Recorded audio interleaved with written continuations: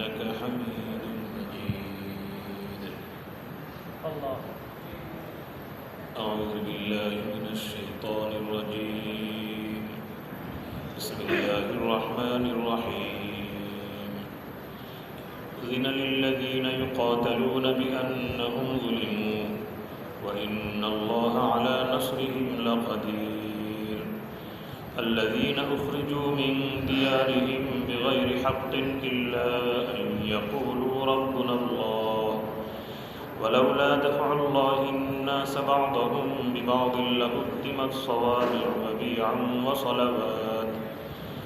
وصلوات ومساجد يذكر فيها اسم الله كثيرا ولينصرن الله من ينصره إن الله لقوي عزيز. الذين إن مكناهم في الأرض أقاموا الصلاة وآتوا الزكاة وأمروا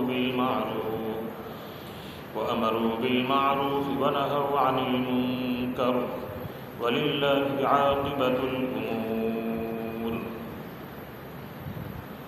صدق الله مولانا العظيم وصدق رسوله النبي الكريم ونحن على ذلك من الشاهدين والشاكرين والحمد لله رب العالمين. আলহামদুলিল্লাহ, ইশার নামাজের পর অল্প সময়ের জন্য আমরা কোরআনে কারীমের দর্সে বসেছি। আল্লাহ তাআলা আমাদেরকে বসার তৌফিক দান করেছেন, আলহামদুলিল্লাহ। আজকে সূরাতুল হজের কয়েকটি আয়াত তেলাওয়াত করা হয়েছে। সূরাতুল হজ এটি হচ্ছে কোরআনে কারীমের 22 নম্বর সূরা। এই সূরার 39, 40 এবং 41 নম্বর আয়াত আজকে তেলাওয়াত করা হয়েছে। আমরা মৌলিকভাবে 41 নম্বর আয়াতের উপরেই কিছু কথা আলোচনা করব ইনশাআল্লাহ।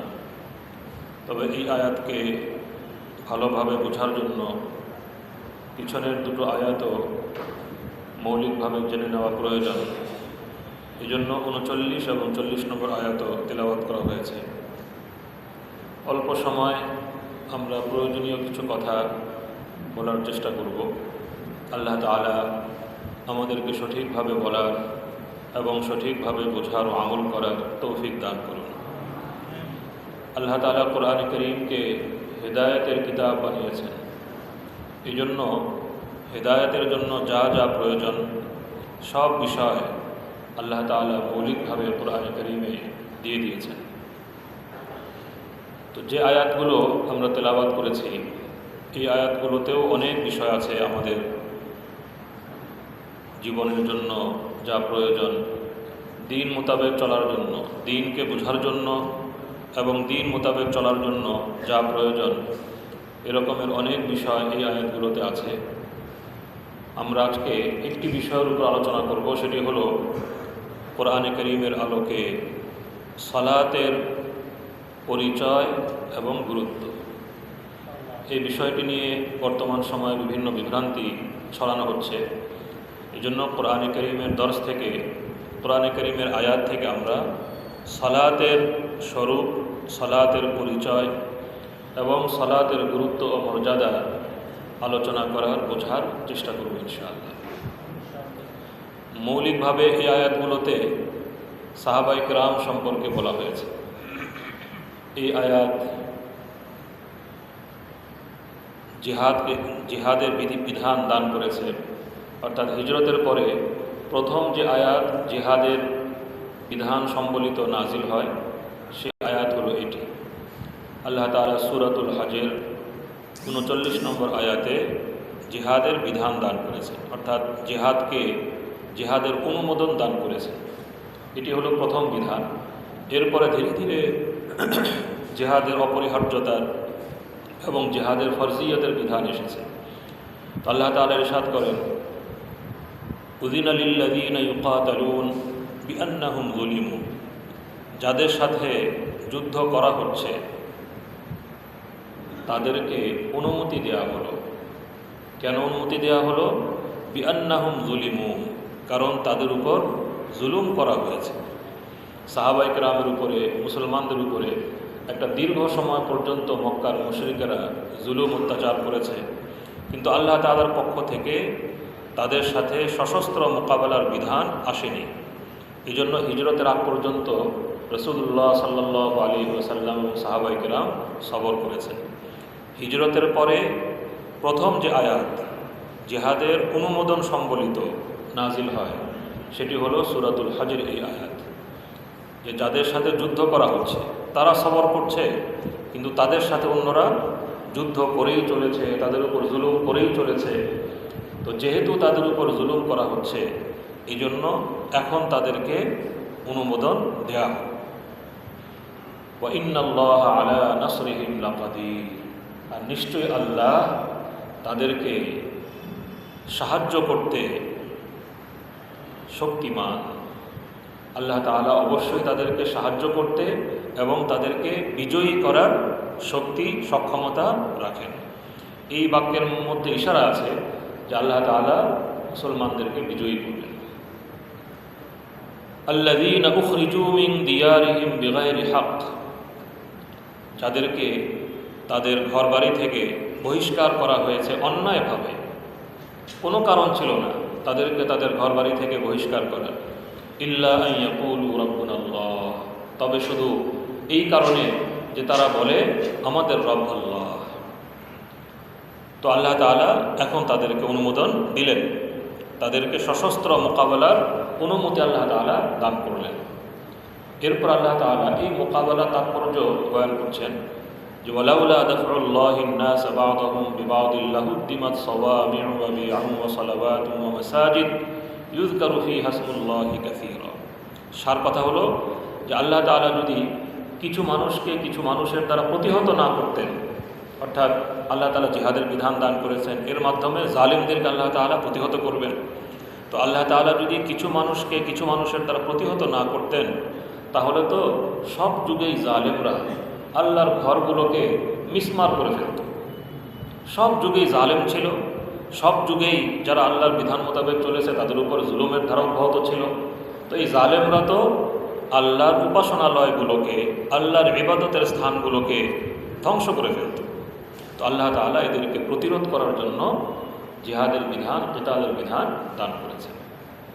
ওয়ালা ইয়ানসুরান্নাল্লাহু মান ইয়ানসুরুহু, অবশ্যই আল্লাহ তাআলা তাদেরকে নুসরত করবেন যারা আল্লাহকে নুসরত করে, মানে যারা আল্লাহর দ্বীনকে নুসরত করে, যারা আল্লাহর দ্বীন নিজের জীবনে বাস্তবায়ন করে এবং অন্যের জীবনে বাস্তবায়ন করার চেষ্টা করে। আর এই বাস্তবায়নের পথে যে সমস্ত জালেমরা বাধা সৃষ্টি করে, আল্লাহ তাআলা বলেন এই আল্লাহর নুসরতকারী জামাতকে আল্লাহ তাআলা অবশ্যই সাহায্য করবেন।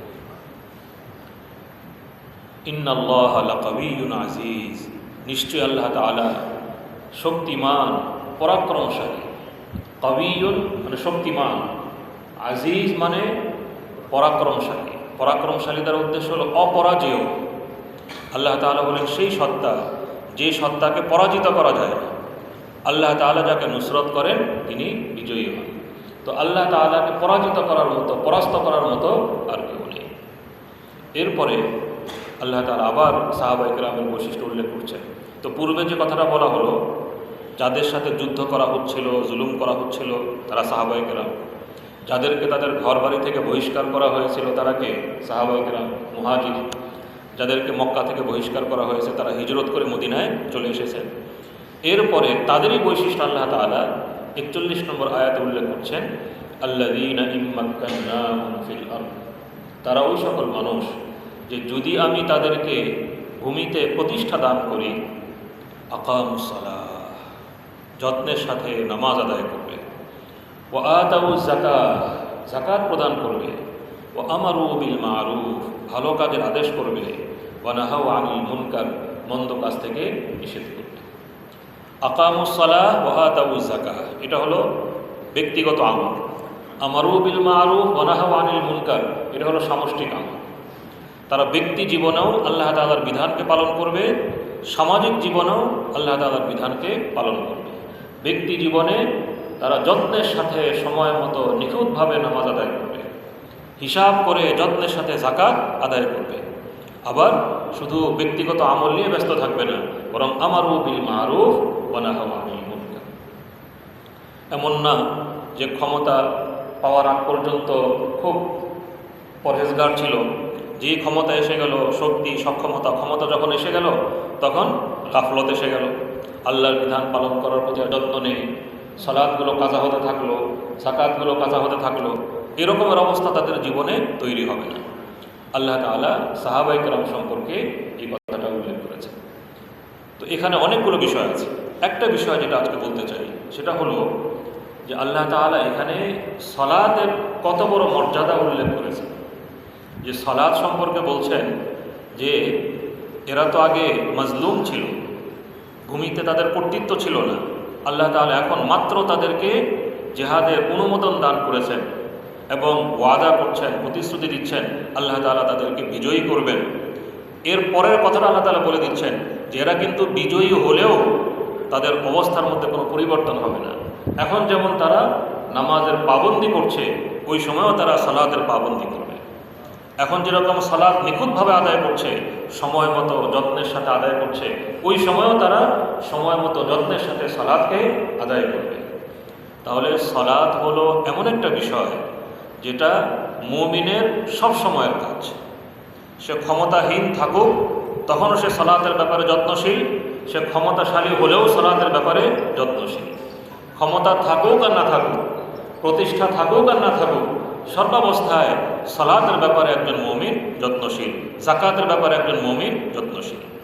কারণ এগুলো কোনো সাময়িক ইবাদত না, এটা হলো আল্লাহর ইবাদত। সালাত আল্লাহর ইবাদত, যাকাত আল্লাহর ইবাদত, এবং বান্দা এবং আল্লাহর সাথে বান্দিগির যে সম্পর্ক, এটা যতদিন আছে ততদিনই সালাত আছে।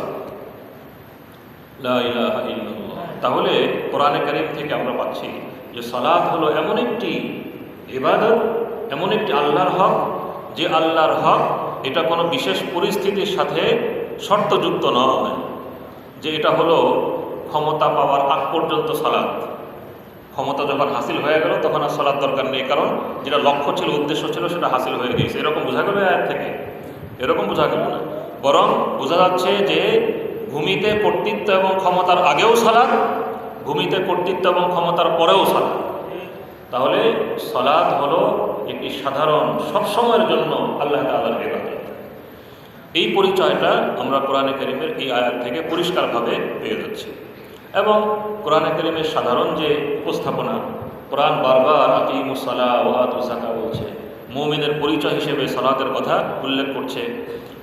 কোরআনে কারীমে আকিমুস সালাহ ওয়া আতুজ যাকাত বহুবার উল্লেখিত হয়েছে, কিন্তু রাষ্ট্র ক্ষমতা অর্জন করা, ভূমিতে কর্তৃত্ব এবং ক্ষমতা অর্জন করা, এটার আদেশ কোরআনে কারীমে প্রত্যক্ষভাবে একবারও নাই। এটা শরীয়তের বিধান, কিন্তু সব বিধানই যে কোরআনে কারীমে প্রত্যক্ষভাবে থাকবে এটা জরুরি না। এটা শরীয়তের বিধান, কিন্তু কোরআনে কারীমে যেভাবে আকিমুস সালাহ ওয়া আতুজ যাকাত, আকিমুস সালাহ ওয়া আতুজ যাকাত বলা হয়েছে, এরকম কোরআনে কারীমের কোনো আয়াতে পরিষ্কার ভাষায় যে রাষ্ট্র ক্ষমতা দখল করো, রাষ্ট্র ক্ষমতা দখল করো, এরকমের কোনো কথা পরিষ্কার ভাষায় নেই। বাকি এটা ঠিক যে সমাজের সর্বস্তরে আল্লাহ তাআলার বিধান প্রতিষ্ঠা করার চেষ্টা, এটাও ইসলামের গুরুত্বপূর্ণ বিধান। কিন্তু গুরুত্বের নিরিখে সালাত অগ্রগণ্য, ঈমানের পরেই সালাতের স্থান। এই জন্য আল্লাহ তাআলা বারবার সালাতের কথা কোরআনে কারীমে বলেছেন। আচ্ছা, এই বিষয়টা আমরা বুঝলাম। দ্বিতীয় বিষয় যেটা বোঝার, সেটা হলো সালাত আসলে কি। সালাত হলো ইবাদত, সালাত হলো ইবাদত। অনেকে ইবাদতের বিষয়টা বোঝে না। অনেকে মনে করে যদি আমরা স্বীকার করে নেই যে ইসলামে ইবাদত আছে, তাহলে তো ইসলাম অন্য ধর্মের মতো হয়ে গেল। অন্য ধর্মে উপাসনা আছে, অন্য ধর্মে পূজা আছে, অর্চনা আছে, উপাসনা আছে। এখন যদি বলা হয় যে ইসলামে ইবাদত আছে, তাহলে তো ইসলামও অন্য ধর্মের মতো হয়ে গেল। নাউজুবিল্লাহ মিন যালিক। ইসলামে ইবাদত আছে, কিন্তু ইসলামের ইবাদত অন্য ধর্মের উপাসনার মতো নয়। ইবাদত তো হলো আল্লাহর সাথে বান্দার সম্পর্কের দাবি। আল্লাহ তাআলা বান্দার স্রষ্টা, বান্দা আল্লাহর সৃষ্টি, তো বান্দা আল্লাহর ইবাদত করবে, এটা হলো বান্দার প্রতি আল্লাহর হক। এটা অবশ্যই থাকতে হবে। সহি দিন, সঠিক দিন আল্লাহ তাআলার পক্ষ থেকে যা এসেছে আম্বিয়া কেরামের নিকটে, সকল দিনের মধ্যে ইবাদত ছিল। কিন্তু অন্যান্য ধর্মের ইবাদতগুলো বিকৃত হয়ে গিয়েছে, সেখানে শিরিকের অনুপ্রবেশ ঘটেছে। সেটা হলো শিরিকযুক্ত এবং বিদআতযুক্ত ইবাদত। কিন্তু ইসলাম হলো তাওহীদ এবং সুন্নাহ ভিত্তিক ইবাদত। তো পার্থক্য এই নয় যে অন্য ধর্মে উপাসনা আছে, ইসলামে উপাসনা নেই, এটা না। পার্থক্য হলো এই যে অন্য ধর্মের উপাসনা এটা হলো ভুল, বিকৃত, যে উপাস্য হওয়ার উপযুক্ত নয় তার উপাসনা। আর ইসলামের উপাসনা হলো, ইসলামের ইবাদত হলো সঠিক ইবাদত। যিনি ইবাদতের উপযুক্ত সেই একমাত্র ইলাহ, একমাত্র মাবুদের ইবাদত, তাওহীদ ভিত্তিক এবং সুন্নাহ ভিত্তিক ইবাদত। এটা হলো পার্থক্য। তো সালাতের পরিচয় হলো সালাত ইবাদত। আপনি এখন চিন্তা করুন, নিজে বুঝতে পারবেন যে সালাতের জন্য পবিত্রতা জরুরি। আজকাল কিছু মানুষ বলতে আরম্ভ করেছেন আল ইয়াযু বিল্লাহ, মনে হয় তারা যেন ইসলামের একটা আধুনিক মডেল আমাদের সামনে উপস্থাপন করছেন, কিন্তু আসলে ইসলামকে শেষ করে দিচ্ছে। বলে যে সালাত তো আসলে ছিল সামরিক প্রশিক্ষণ। নাউযুবিল্লাহ মিন যালিক। সালাত ছিল আসলে সামরিক প্রশিক্ষণ, কিন্তু এই সালাতকে বিকৃত করে এটাকে উপাসনায় পর্যবসিত করা হয়েছে। নাউযুবিল্লাহ মিন যালিক। তো সালাত ছিল ইবাদত, এটাই সঠিক কথা। সালাতকে সামরিক প্রশিক্ষণ বলাই হলো ভুল কথা, সম্পূর্ণ একটা অবাস্তব কথা। কিন্তু সে অবাস্তব কথাকে বলা হচ্ছে সঠিক, আর যেটা সঠিক ছিল সেটাকে বলা হচ্ছে বেঠিক। যে সালাত হলো সামরিক প্রশিক্ষণ, কিন্তু এটাকে উপাসনায় পর্যবসিত করা হয়েছে। নাউযুবিল্লাহ মিন যালিক। তো মূল গোড়ার কথাটা হলো যে ইসলাম উপাসনা আছে, কিন্তু ইসলামের উপাসনা একমাত্র যিনি উপাস্য তার জন্য, অন্য কারো জন্য ইসলাম উপাসনা নেই। তাওহীদ ভিত্তিক ইসলামের উপাসনা রাসূলুল্লাহ সাল্লাল্লাহু আলাইহি ওয়াসাল্লাম আল্লাহর পক্ষ থেকে যে নিয়ম এসেছে সেই নিয়ম অনুসারে উপাসনা, অন্য কোনো নিয়ম এখানে গ্রহণযোগ্য নয়। এই জন্য বলেছেন সল্লু কামা রাআইতুমুনি উসাল্লি, নামাজ ওইভাবে পড়ো যেভাবে আমাকে নামাজ পড়তে দেখো। খুযু আন্নী মানাসিকাকুম, আমার নিকট থেকে তোমাদের হজের নিয়ম কানুন গ্রহণ করো, সেভাবে হজ করো। তাহলে আল্লাহর ইবাদত একমাত্র আল্লাহর জন্য এবং রাসূলুল্লাহ সাল্লাল্লাহু আলাইহি ওয়াসাল্লামের সুন্নাহ মোতাবেক। এবার আপনি চিন্তা করুন সালাতকে নিয়ে চিন্তা করুন যে সালাতের জন্য প্রথম কাজ হলো পবিত্রতা। সামরিক প্রশিক্ষণের জন্য পবিত্রতার কি প্রয়োজন? ওযু করা লাগে, গোসল করা লাগে, এটা সামরিক প্রশিক্ষণের জন্য প্রয়োজন। কিন্তু ইবাদত যদি করতে চান আল্লাহ তাআলা, সেখানে আপনার পবিত্রতা লাগবে। সালাতের জন্য জরুরি হলো যেখানে আপনি নামাজ পড়বেন সেই জায়গাটা পবিত্র হওয়া। সামরিক প্রশিক্ষণের জন্য জায়গা পবিত্র হওয়ার কি দরকার? সালাতের জন্য প্রয়োজন হলো আপনি যে পোশাক পরে আছেন, কাপড় চোপড় পরে আছেন, সেই কাপড় চোপড় পবিত্র হওয়া, আপনার দেহ পবিত্র হওয়া। তো সামরিক প্রশিক্ষণের জন্য কাপড় চোপড়ের পবিত্রতার কী প্রয়োজন? দেহের পবিত্রতার কী প্রয়োজন? এ তো ট্রেনিংয়ের জন্য তো কোনো পবিত্রতার প্রয়োজন নাই। আচ্ছা, সালাতের মধ্যে কি করা হয় শুরু থেকে শেষ পর্যন্ত? আল্লাহ তাআলার হামদ, সানা, আল্লাহ তাআলার প্রশংসা, প্রার্থনা। সূরাতুল ফাতিহা পুরোটাই হলো প্রার্থনা। কোরআনে কারীমের তেলাওয়াত, এই সবগুলো হচ্ছে ইবাদত। দোয়া একটি ইবাদত, আল্লাহ তাআলার হামদ একটি ইবাদত, আল্লাহ তাআলার জিকির একটি ইবাদত। রুকুতে গিয়ে বলছেন সুবহান রাব্বিয়াল আযীম, যিকরুল্লাহ ইবাদত। সিজদায় গিয়ে বলছেন সুবহান রাব্বিয়াল আলা, যিকরুল্লাহ ইবাদত। কোরআনে কারীমের তেলাওয়াত করছেন, ইবাদত। তাহলে সালাতের শুরু থেকে শেষ পর্যন্ত কেউ যদি একটু চিন্তা করে তাহলে দেখবে যেটা হলো আসলে ইবাদত, আল্লাহ তাআলার উপাসনা। এখানে সামরিক প্রশিক্ষণের কোনো বিষয় নেই। কিন্তু এই ইবাদতের নিয়ম কে দিয়েছেন? আল্লাহ দিয়েছেন। যেহেতু আল্লাহ দিয়েছেন সত্য দিন, ইসলামের ইবাদতের নিয়ম, এই জন্য এই ইবাদতের মধ্যে আমাদের পার্থিব জীবনেরও অনেক কল্যাণ রয়েছে। এটা হলো দ্বিতীয় পর্যায়ের বিষয়। পার্থিব জীবনের কল্যাণ যেমন পরিষ্কার পরিচ্ছন্নতা আছে, এখানে শৃঙ্খলা আছে, সময়ানুবর্তিতা আছে, এই সবগুলো বিষয় কিন্তু সালাতের মধ্যে আছে। একজন ব্যক্তি নিয়মিত যখন নামাজ পড়বেন তখন তিনি পরিষ্কার পরিচ্ছন্নতায়, পবিত্রতায় অভ্যস্ত হয়ে যাবেন। তিনি সময়কে রক্ষা করার ক্ষেত্রে অভ্যস্ত হয়ে যাবেন। তিনি নিয়ম মেনে চলার ক্ষেত্রে অভ্যস্ত হয়ে যাবেন। তার মধ্যে মানবিকতা তৈরি হবে, সাম্যের মানসিকতা তৈরি হবে, ভ্রাতৃত্ববোধ তার মধ্যে তৈরি হবে, পরস্পর সবাই মিলেমিশে একসঙ্গে থাকা, আমির গরিব এক কাতারে দাঁড়িয়ে সৌজন্য এবং ভদ্রতা বহিঃপ্রকাশ করার বৈশিষ্ট্যগুলো তার মধ্যে তৈরি হবে। এই সবগুলো কিন্তু সলাতের মধ্যে আছে। কিন্তু এর অর্থ তো এই নয় যে সলাৎ ইবাদত নয়, নাউজুবিল্লাহ মিন যালিক। সলাৎ ইবাদত, কিন্তু এটা যেহেতু সঠিক ইবাদত, এটা যেহেতু পূর্ণাঙ্গ দ্বীন ইসলামের ইবাদত, এই জন্য এই ইবাদতটাই এমন যে এই ইবাদতের মধ্যে মানুষের চরিত্র গঠন, মানুষের মানসিকতা গঠন, মানুষের জীবন গঠনেরও অনেক উপাদান আল্লাহ তাআলা রেখে দিয়েছেন। এই হলো ইবাদত। কিন্তু বলা হচ্ছে যে সলাৎ হলো সামরিক প্রশিক্ষণ। এটা হলো সলাতের যে পরিচয়, সে পরিচয়কে বিকৃত করা। আচ্ছা, এবার দ্বিতীয় পর্যায়ে আসি। সলাৎ যদি সামরিক প্রশিক্ষণ হয়, সলাতের মাধ্যমে আল্লাহ তাআলা, যদি আমি গত জুমাতেও বলেছি, সলাতের মাধ্যমে যদি সামরিক প্রশিক্ষণই উদ্দেশ্য হয়ে থাকে, তাহলে তো এখানে যুদ্ধের ট্রেনিং দেওয়া হতো। সলাৎ হতো যুদ্ধের ট্রেনিং। এখানে তীর, তরবারি, বর্ষা, ঘোড়সওয়ারি, বন্দুক, পিস্তল, রাইফেল, বিভিন্ন রকমের সমরাস্ত্র ইত্যাদির সাথে পরিচিত করার এবং ইত্যাদি ব্যবহার করার কৌশলটা এখানে শেখানো হতো। সলাতে এগুলো আছে। একজন মানুষ যদি শরীয়তের নিয়ম মোতাবেক সারা জীবন নামাজ পড়ে, তো এই সলাতের মাধ্যমে তিনি কি রাইফেল চালানো শিখে ফেলবেন? এই সলাতের মাধ্যমে কি আপনার পিস্তল চালানো শিখে ফেলবেন? নিশানাবাজি শিখে ফেলবেন? সাহাবায়ে কেরাম কি এখান থেকেই তলোয়ার চালানো শিখেছেন? এখান থেকে বর্ষা চালানো শিখেছেন? এখান থেকে ঘোড়সওয়ারি শিখেছেন? তো কি বিষয় হলো? এটাকে সামরিক প্রশিক্ষণ বলা হচ্ছে, কিন্তু সামরিক প্রশিক্ষণের কিছুই তো এখানে নাই। এটা তো কমন সেন্সের বিষয়। কিভাবে আল্লাহর এই বান্দারা এই সমস্ত কথা বলতে থাকে?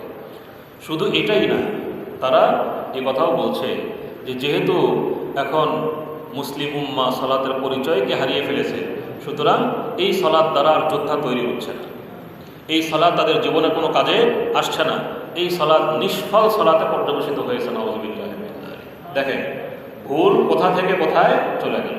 ব্যাখ্যার ভুলের কারণে এখন এই ভুলের উপর নির্ভর করে আরও অনেক ভুল কথা বের হয়ে আসছে। লা ইলাহা ইল্লাল্লাহ, এর সম্পূর্ণ বিভ্রান্তি। এরপরে আরও ভয়াবহ বিষয় হলো যে এই ব্যাখ্যার ভুলের কারণে রাসূল করিম সাল্লাল্লাহু আলাইহি ওয়াসাল্লামের সিরাতকে পর্যন্ত বিকৃত করা হয়েছে। কীরকম বিকৃত করা হয়েছে আমি আপনাদেরকে এখান থেকে উদ্ধৃতি করে শোনাবো। যে কথাগুলো বলছি এগুলো কারোর সাথে আমাদের কোনো ব্যক্তিগত কোনো বিদ্বেষ নাই, যে এই ব্যক্তির সাথে আমার বিশেষ বিদ্বেষ, নাউযুবিল্লাহি মিন যালিক, আলহামদুলিল্লাহ। কারোর সাথে ব্যক্তিগত পর্যায়ে আমাদের কোনো বিদ্বেষ নেই, কিন্তু কেউ যদি ইসলামের বিষয়গুলোকে বিকৃত করতে থাকে তো তার সঙ্গে আমাদের কোনো বন্ধুত্ব নেই, সে যেই হোক। যে ইসলামকে বিকৃত করবে অবশ্যই তার বিকৃতি আমরা পেশ করে দিব, মানুষের সামনে সেই বিকৃতিকে উপস্থাপন করে দিব, যাতে করে মানুষ সেই বিকৃতি থেকে বেঁচে সঠিক দ্বীনের উপরে অটল অবিচল থাকতে পারে। আমরা এখন কতটুকুই বা আল্লাহ পাকের হুকুম পালন করতে পারি?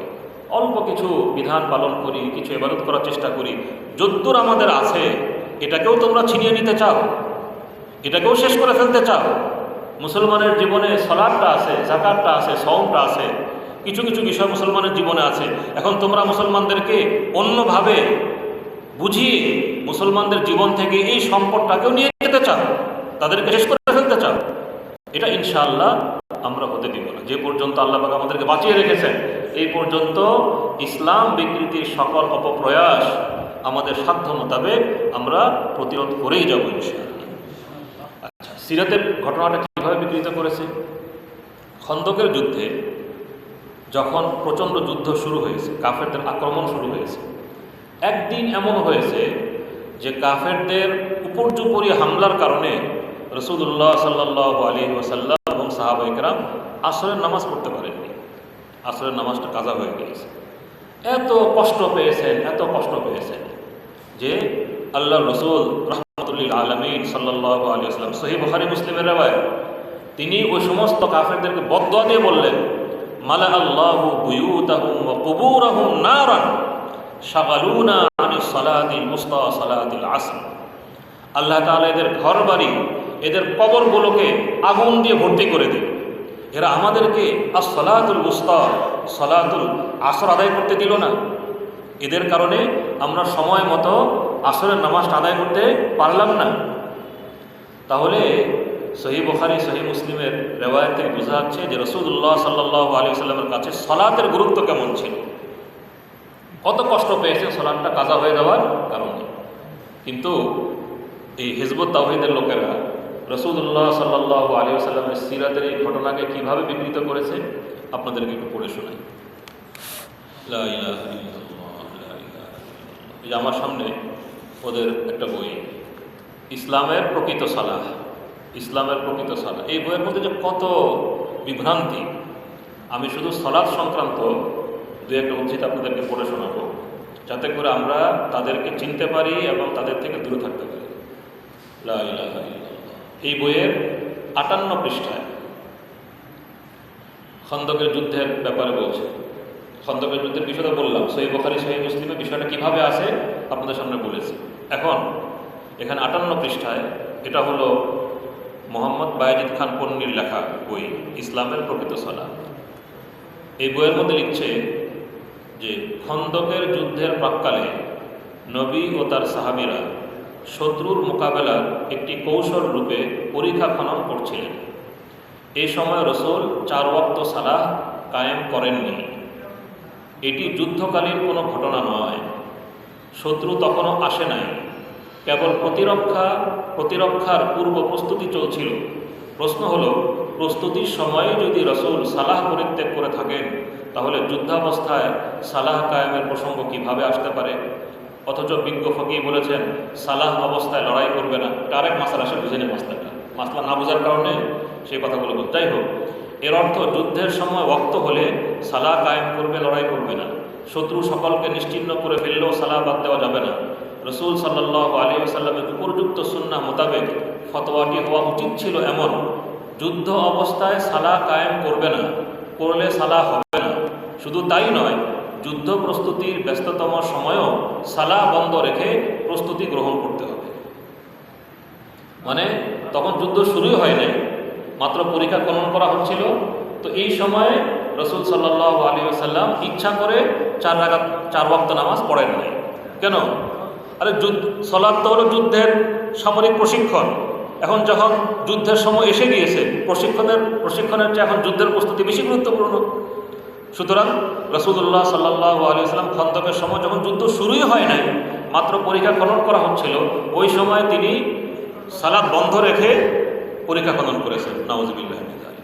এটা সম্পূর্ণ মিথ্যাচার।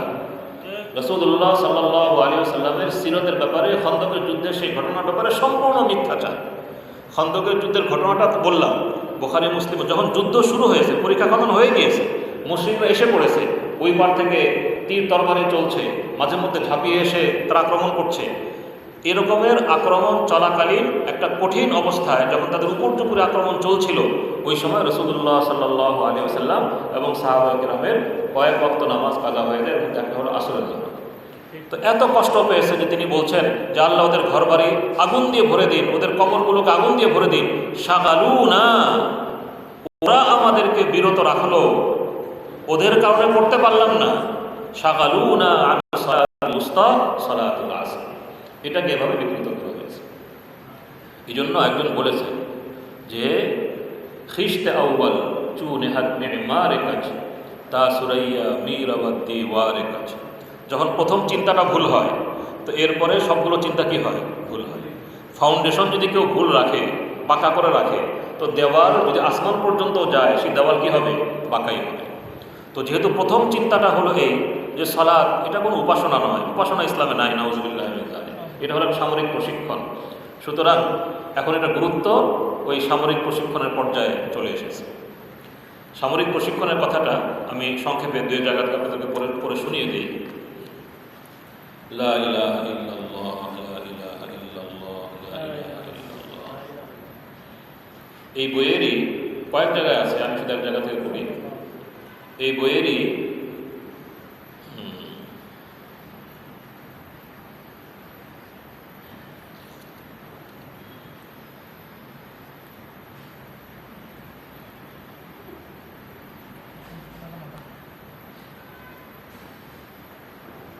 আচ্ছা 19 নম্বর পৃষ্ঠায় বলা হচ্ছে, কিতাল অর্থাৎ যুদ্ধকে যেমন আল্লাহ ফরদে আইন করে দিয়েছেন, তেমনি আল্লাহ সালাহকেও ফরদে আইন করে দিয়েছেন আমাদের জন্য, কারণ যুদ্ধ প্রশিক্ষণ ছাড়া অসম্ভব। কিন্তু সালাতের প্রশিক্ষণ শুধু আমাদের যুদ্ধ শেখায় না, সালাহ চারিত্রিক, দৈহিক, মানসিক, আত্মিক, আধ্যাত্মিক বহু প্রকারের শিক্ষা দেয়। যদিও যুদ্ধের প্রশিক্ষণটাই প্রথম ও মুখ্য,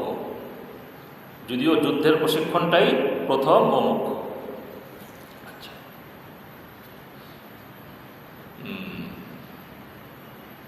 লা ইলাহা ইল্লাল্লাহ। এরপরে বলছে, রসুল বলেছেন ইসলাম একটি ঘর, সালাহ তার খুঁটি, জিহাদ তার ছাদ।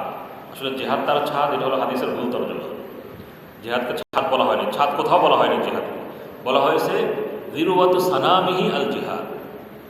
এই ইসলামের একটা মর্যাদাপূর্ণ বিষয় হলো জিহাদ, এটা বলা হয়েছে। জিহাদকে ছাদ বললে তো বলা হতো জিহাদ সাফু হাদাল বাইত, সাফুল ইসলাম, সাফুল ইসলাম আল জিহাদ, এটা কোথাও নেই। কিন্তু হাদিস না বোঝার কারণে ভুল তর্জমা করেছে। ভুল তর্জমা করে তারপর এটার উপর নির্ভর করে সামনের কথা বলছে। আমরা কোরআন হাদিসে বিভিন্ন প্রকারের সালাহ দেখতে পাই, যেমন ফরদ, ওয়াজিব, সুন্নাহ, নফল ইত্যাদি। এদের মধ্যেও আছে অনেক প্রকার ভেদ। এই জাতি যখন তাদের জীবনের প্রধান দায়িত্ব দ্বীন প্রতিষ্ঠার সংগ্রাম ত্যাগ করল, তখন স্বাভাবিকভাবেই সালাহ কায়েমের আকিদা বা উদ্দেশ্য পরিবর্তিত হয়ে গেল। প্রশিক্ষণ থেকে সালাহ পরিবর্তিত হয়ে আল্লাহর নৈকট্য লাভের একটি আনুষ্ঠানিক ধ্যান বা উপাসনায় পরিণত হল। বর্তমানে এই বিকৃত উদ্দেশ্য নিয়েই ইসলামের প্রধান আমল হিসেবে দুনিয়াময় সালাহ পড়া হচ্ছে। নাউজুবিল্লাহ। চিন্তা করেন, এগুলো আমাদের কথা না, কারোর সাথে আমাদের কারো ব্যাপারে বাড়িয়ে বাড়িয়ে বলা আমাদের কোনো প্রয়োজন নেই। কিন্তু ওদের বইপত্রে এগুলো লিখে এভাবেই তারা সালাত থেকে মানুষকে বিমুখ করার চেষ্টা করছে। যা কিছু সালাত করা হচ্ছিল সেটাকেও শেষ করার অপচেষ্টা করা হচ্ছে। তো যাই হোক, এদের ব্যাপারে আমাদের সতর্ক হওয়া উচিত। আরও ভয়াবহ কথা এখানে আছে, তো এদের ব্যাপারে আমাদের সতর্ক হওয়া উচিত। এবং এদের সাথে বিশেষ করে আমাদের তরুণ প্রজন্ম, এদের সাথে সব রকমের সংস্রব ত্যাগ করে বাস নিজের দ্বীন ও ঈমানকে রক্ষা করার চেষ্টা করা উচিত। তো কোরআন কারীমের আজকে যে আয়াত তেলাওয়াত করা হলো, এই আয়াত থেকে আমরা যে বিষয়টি পেলাম সেটা হলো সালাহ ইসলামের অত্যন্ত গুরুত্বপূর্ণ ইবাদত।